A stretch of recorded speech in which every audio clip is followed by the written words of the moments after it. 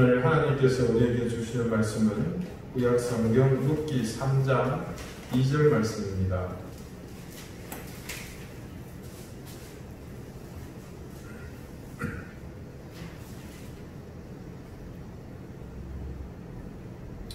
룻기 3장 2절 말씀을 이제 다같이 자리에 일어나서 우리 한 목소리로 읽도록 그렇게 하겠습니다. 네가 함께하던 하늘들을 둔 보아스는 우리의 친족이 아니냐. 보라, 그가 오늘 밤에 타작마당에서 우리를 까불리라. 아멘. 자리에 앉으시기 바랍니다. 하나님께서 이 말씀으로 우리에게 은혜 주시기를 원합니다. 오늘은 우리의 친족이 아니냐라는 제목으로 하나님의 말씀을 증거하고자 합니다. 우리는 3장 1절 속에서 두 가지 중요한 사실을 지난 2주 동안 살펴보았습니다. 먼저 나오미가 자신의 며느리 룻에게 주고자 했던 것은 그녀가 평안히 거할 수 있는 곳, 무엇이었습니까? 마노아크였죠. 나오미의 처지에서 보자면 그녀가 우상과 미신의 땅, 그래서 저주받은 그 땅 모압을 떠나 하나님이 다스리시는 이스라엘에 거주하게 된 것이 큰 복을 받은 일이라고 생각할 수 있습니다. 그러나 어디까지나 룻의 처지에서 보자면 그녀는 아무튼 자기 민족과 가족 그리고 고향을 떠나 이방 땅에 거하게 되었습니다. 그런 룻에게 나오미는 정말 자신의 일심을 의지할 수 있고 영원한 안식이 있는 곳, 하나님이 주시는 평안을 누리며 머물 수 있는 그런 마노아크를 주고 싶었습니다. 그리고 또 한 가지는 룻에게 필요한 진정한 마노아크를 찾게 해준 다음 그녀를 진정 복되게 하리라고 다짐한 것입니다. 우리는 나오미가 빌었던 그 복됨의 의미를 잘 알게 되었습니다. 그것은 우리가 하나님께서 만드신 그 자리에서 우리를 지으신 그 목적대로 하나님 주신 우리 인생의 그 목적대로 사는 그것이었습니다. 교대로 보면 나오미는 룻에게 있어서 이 두 가지에 대해서는 반면교사였습니다. 하나님을 떠나서 더 나은 삶을 살고자 했던 나오미의 선택은 실패였습니다. 그녀는 진짜 마노아크를 떠나면서 더 나은 자신이 원하는 마노아크를 찾고 싶어 했습니다. 그러나 그녀의 그런 시도에 따른 결과는 결국 어떤 것이었습니까? 모두를 잃는 것이었습니다. 재산뿐만 아니라 남편과 두 아들을 잃었습니다. 그녀의 일생을 통틀어서 다시는 경험하기도 어려운 크나큰 상실이었습니다.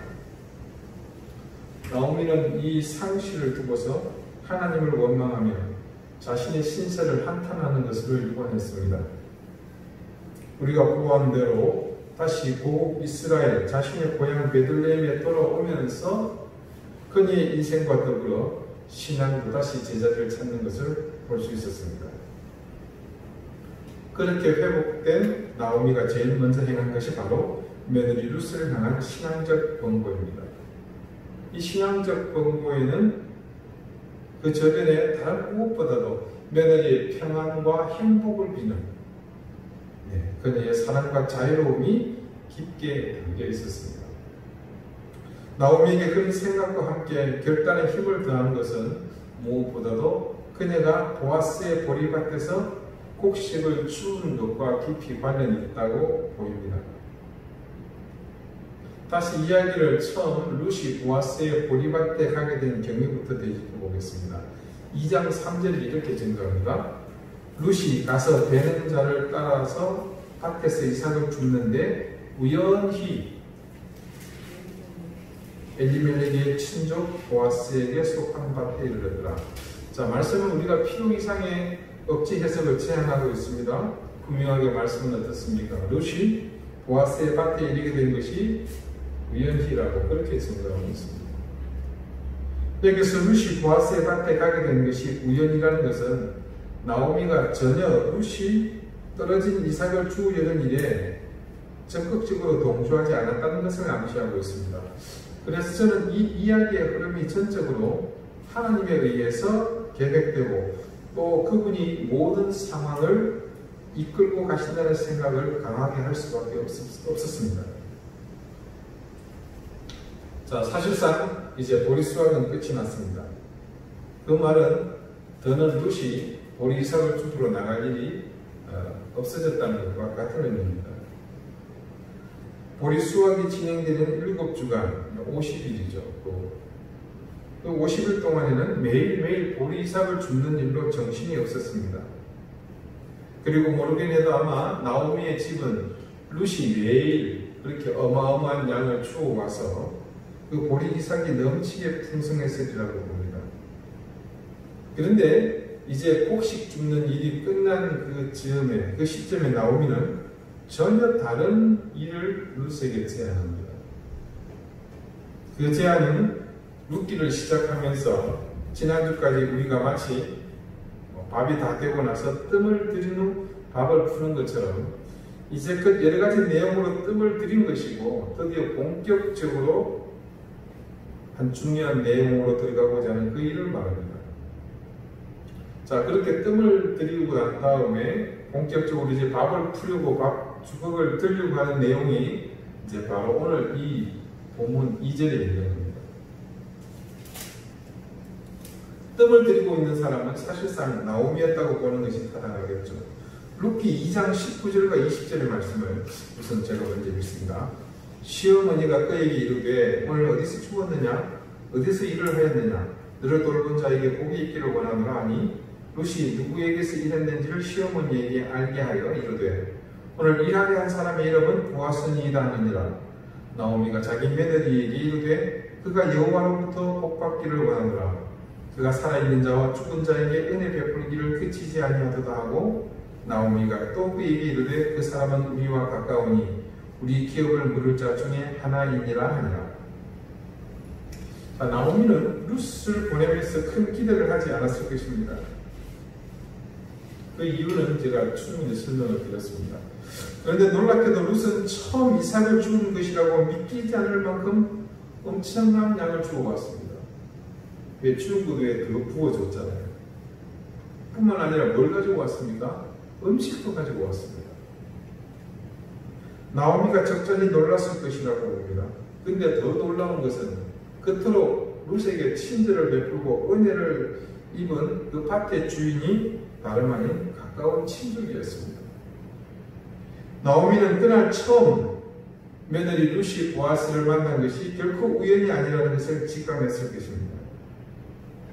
그런 그녀의 직감은 앞서서 보았지만 하나님에 대한 그녀의 원망을 누그러뜨렸을 뿐 아니라 이제는 신앙적인 삶으로 나오미를 이끄는 계기가 되었습니다. 그리고 나오미의 마음에 그때부터 죽고자 하는 생각이 있었습니다. 그녀의 심중에 있던 그 생각이 오늘 처음으로 나오미에게서 표출되고 있습니다. 우리는 그냥 지나쳐 왔지만 나오미는요, 수차례 반복해서 보아스와 자신의 집안 간의 관계를 룻에게 주지를 시켰습니다. 우리와 가까운 사람이며 우리 기업을 물을 자 중에 하나라고 조금 전 보았던 2장 20절 말씀도 그렇지만요. 그리고 오늘 3장 2절에서도 보면 재차 우리의 친족이 아니냐, 오늘 말씀의 제목입니다. 그렇게 말하고 있습니다. 이 시점에서 나오미가 룻에게 다시 이 보아스의 신분에 대해서 재차 강조한 이유는 다른 데 있지 않습니다. 자, 우리가 짐작하듯이 자기 성씨와 이 가문과 재산을 보존하기 위해 친족 중 가까운 그 과부된 사람을 아내로 맞이하는 이스라엘의 이 율법, 그 풍습, 무슨 법이었죠? 수호법이라고 했죠. 이 법 때문일 것입니다. 자, 이 룻기 전체를 한편의 소설로 보자면 이 초반에 이 소설에 대한 복선이 깔려 있었습니다. 그런데 그 복선은 우리가 생각하는 보아스와 룻의 로맨틱한 만남을 얘기하는 것은 아니었습니다. 룻기 1장 9절의 내용을 보면요, 나오미가 여호와께 같이 과부된 며느리 오르바와 룻을 위해 남편을 강구했습니다. 그 상황에서 나오미가 구한 남편 가면 어떤 사람이겠습니까? 그들이 어디에 살고 있었어요? 모압 땅에 살고 있었죠. 이 사람은 모압 사람들입니다. 그러니까 당연히 그들이 찾는 신랑 가면 남편 가면 모압 사람이었을 것입니다. 그리고 이어서 룻기 1장 11절에서 13절까지의 말씀을 보면 또 한 가지 사실을 얘기합니다. 나오미는 두 며느리가 자신을 따라 베들레헴으로 오면 얼마나 암울한 미래가 기다리고 있을지를 그들에게 얘기하고 있죠. 그 내용은 다른 것도 아닙니다. 내가 베들레헴 가서 거기서 남편을 새로 만나고 내가 아들을 낳게 되면 이 아들이 너희들의 새 남편이 될 것이다. 너무나 비현실적인 얘기잖아요. 그럼에도 그렇게 말할 수밖에 없었던 것은 그게 이스라엘의 율법이었기 때문에 그렇습니다. 그래서 나오미가 룻에게 오르바에게 한 이야기는 다른 것 아닙니다. 너희 신들에게로 돌아가라. 그렇게 말할 수밖에 없었던 것입니다. 자, 이 율법을 두고 보자면 지금 실제로 나오미가 걱정해야 할 것은 룻이 아니라 자신입니다. 늙어서 이제 아기를 가지는 것이 사실상 불가능한 처지지만 자신의 집안을 지켜야 합니다. 자신의 재산을 지켜야 합니다. 그렇게 할 수 있는 길은 나오미 자신이 해결해야 될 문제죠.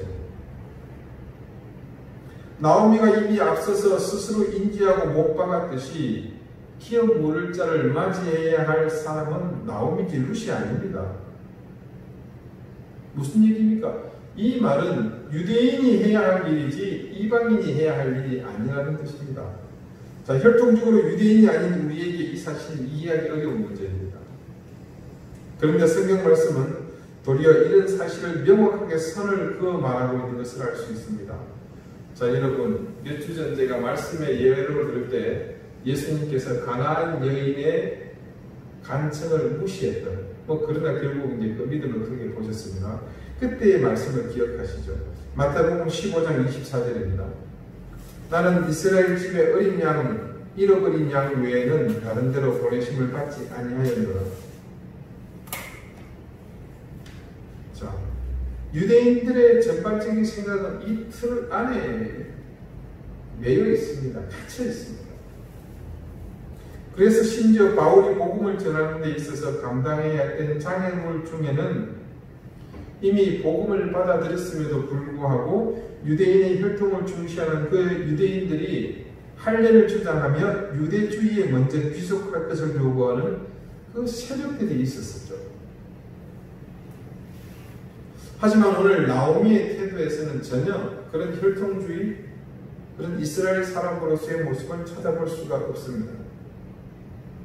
더군다나 자신의 몫이어야 할 기업을 물을 사람에게서 기업을 이어가야 하는 그 막중한 일 또한 그녀는 애착을 두고 있는 것 같지 않습니다. 그 이유를 알 수 있는 대목이 룻기 전반에 걸쳐서 나타나고 있습니다. 자, 오늘 말씀의 바로 앞구절 1절을 제가 한번 읽어드리겠습니다. 우리 지난 시간 3본문입니다. 룻의 시어머니 나오미가 그에게 이르되 내 딸아, 내가 너를 위하여 안식할 곳을 구하여 너를 복되게 하여 하지 않겠느냐. 자, 여기서 나오미가 룻을 부르는 호칭에 주목해 보십시오. 룻을 뭐라고 불렀습니까? 예, 아가, 며느라 이렇게 부르는 게 아니죠. 지금 룻을 내 딸아 이렇게 부르고 있습니다. 룻께서 딸이라는 단어를 검색해 보니까 전체 10번이 넘게 나옵니다. 그중 처음 모압 땅에서 있을 때는 오르바와 룻을 함께 호칭하면서 그때 딸들아 이렇게 부른 적은 있습니다만 그것을 제외하고서 룻을 향해서 나오미가 부른 딸이라는 호칭만 보더라도 무려 8번이 넘습니다. 이는 실제로 나오미가 룻을 직접 부를 일이 있을 때마다 사용했다고 봐도 무방합니다. 그렇습니다. 이미 룻은 나오미에게 더 이상 죽은 아들에 남겨진 그런 배우자가 아닙니다. 나오미의 친딸과 같았습니다. 아니, 친딸이었습니다. 오늘 나오미가 뜬금없는 듯한 모습으로 슬슬 어른들 표현을 연기를 피운다 그러죠. 뭔가 하고 싶어서 그렇게 피우며 룻에게 건네는 말에는 바로 사랑하는 딸을 위해서 뭔가 자신이 할 수 있는 최선의 노력을 다하고자 하는 마음이 담겨 있는 것입니다. 룻기의 가치는 보아스와 룻의 아름다운 만남과 그리고 그 만남을 통해 이루어진 하나님의 구속 역사를 이어갈 가문을 이룬 그것에 관한 이야기는 맞습니다. 그런데 이 아름다운 역사를 이루어가는 과정에 절대적인 역할을 한 사람이 바로 나오미입니다. 나오미의 역할을 무시하고서 이 룻기의 완성은 불가능했습니다. 하나님의 선한 역사는 늘 그런 식이었습니다. 마치 거대한 성벽을 쌓아가듯이 하나씩 각자의 자리에서 마치 한 장의 벽돌이 자기의 자리를 지키며 그래서 성벽을 이루듯이 자기의 자리에서 자기 역할을 선하게 감당할 때입니다. 베들레헴으로의 귀향을 결심한 나오미의 마음은 세상과 하나님을 원망하는 성숙하지 못한 신앙의 모습 그 자체였습니다. 이 세상이라는 거대한 성벽에 있어서 그녀는 하나님의 부름을 받은 유대인으로서 조금 더 큰 구조물의 역할을 감당해야 하는 사람이었습니다. 하지만 나오미는 그 역할을 제대로 하지 못했습니다. 거대한 기둥 중에 하나였든지 아니면 비교적 큰 바위 같은 구조물 중 하나였을 그 나오미가 전체 성벽을 제대로 떠받들지 못했습니다. 그런 시어머니를 따라 멀리 자신의 고향을 떠나겠다는 룻은 그런 의미에서 보자면 참 특별하죠. 룻은 나오미의 처지에서 볼 때 자기 아들에게 시집 와준 사랑스러운 며느리임에는 틀림없습니다. 그러나 그녀가 조금 전 말씀드린 그런 거대한 성벽을 구성하는 데 있어서는 어쩌면 전혀 눈에 띄지도 않는 있으나 마나한 그냥 벽돌 사이에 그 빈틈을 끼워 넣을 작은 돌조각 같은 그런 미미한 정도의 위치에 불과했습니다. 그런데 어떤 일이 벌어졌습니까? 눈에 띄지 않는 어디 있어도 그만 없어도 그만인 보잘것없는 그래서 벽돌 사이에 끼워 넣을 작은 돌조각 정도의 미미한 룻이 거대한 바위 같은 그런 구조물 혹은 기둥 같은 나오미가 흔들리지 않도록 그 빈 부분을 든든히 잡아주고 있지 않습니까? 처음 자신을 따라 나서는 며느리의 마음이 그냥 고맙고 그래서 부둥켜 안고 울었지만 그것은 감동과 은혜라기보다는 서로의 처지에 대한 서러움으로 인해서 서러워서 울었던 것입니다. 고향에 돌아와서도 나오미가 알고 있는 한 자신들의 생활이 결코 평탄하지 못할 것을 짐작했을 것입니다.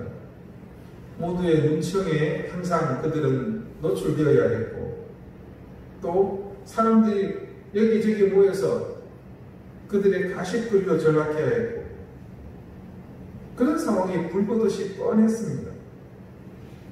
그렇게 자신에게 자그마한 힘이나 도움이 아니라 어쩌면 애물단지나 혹처럼 될 신세가 뻔한 줄 알기에 그냥 그러려니 하며 더는 떨어질 곳이 없는 운명의 나락에 자신을 맡기면서 자신을 따라 나선 며느리 룻의 존재 자체에 어쩌면 크게 의미를 두지 않았습니다. 그런데 룻은 자기 고향도 아닌 자신을 벌레나 개돼지 취급하는 유대인들의 틈바구니로 들어가서 뭘 시작했습니까? 어머니를 위해 이삭을 줍는 일을 시작했습니다. 지금 두 식구가 끼니를 잇기 위해서 이삭을 줍는 일이 유일한 생계수단이었다면 응난 그 일은 나오미가 해야 하는 일이었습니다. 왜요? 그녀가 유대인이니까요. 룻이 이삭을 줍겠다고 나설 상황에서 나오미가 어떤 심경이었는지를 알 수 있는 대목입니다. 나오미는 그때까지만 해도 자기한 인생이었다는 말입니다. 그러지 않았다면 그녀는 룻을 말리고 자신이 나가야 했습니다. 룻은 그때 어머니를 위해서 자신이 사실 감당하기 힘든 일을 하려고 나섰던 것입니다. 그리고 룻은 거기서 보아스를 만났습니다. 오늘 나오미가 룻을 위해 최선을 다해 진정으로 그녀를 키워버리기를 그런 딸로서 그리고 집안을 일으킬 인물로 생각하며 이야기를 꺼내게 된 것은 바로 룻의 그런 헌신이 있었기 때문입니다. 하나님은 룻의 그런 헌신과 희생의 길 앞에 보아스를 데려놓으셨습니다. 그를 통해 룻에게 은혜를 베풀게 하셨고 더 나아가 자포자기한 인생으로 주저앉은 나오미까지 살아나게 하셨습니다. 하나님의 나라는 바로 이런 사람들의 헌신과 사랑을 통해서 세워지는 것입니다.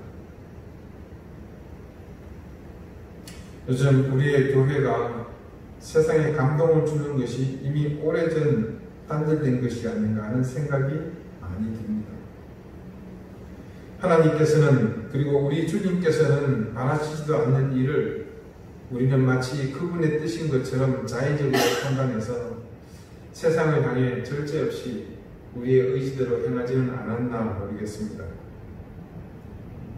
지난주 코로나 감염자가 갑자기 급증하는 일이 발생하고 말았습니다. 이런 위험 상황을 당하면서 제가 느끼는 것은 저는 교회를 목회하는 한 사람의 목사이기도 하지만 또 한 사람의 교인으로서 마음이 많이 아픕니다. 전염병 때문에 마음이 아픈 것이 아니라 교회와 그리스도인들이 주변의 이웃에게 부담을 주고 있기 때문입니다. 지금 세간에 뜨겁게 회자되는 특정 교회만의 문제가 아니라 이것은 우리 모두의 문제라는 생각이 듭니다. 분명 우리의 교회는 그동안 세상에서 거칠 것 없이 존재감을 과시해 왔습니다. 모든 교회가 원하는 것은 어떤 방법을 동원해서든 관철해 왔었습니다. 이렇게 세상을 향해 질주하는 동안 우리 교회의 존재감이 과연 이 세상에는 어떤 모습으로 비춰졌을까요? 그런 절제 없는 모습은 분명 교만으로 드러났을 것입니다. 그리고 그 교만은 필시 오만으로 내비쳤을 것이고 거만한 마음이 널리 자리 잡게 되었을 것으로 생각합니다. 이런 모습이 이웃과 사회에 알게 모르게 아픔을 주고 있었으리라 그렇게 짐작합니다.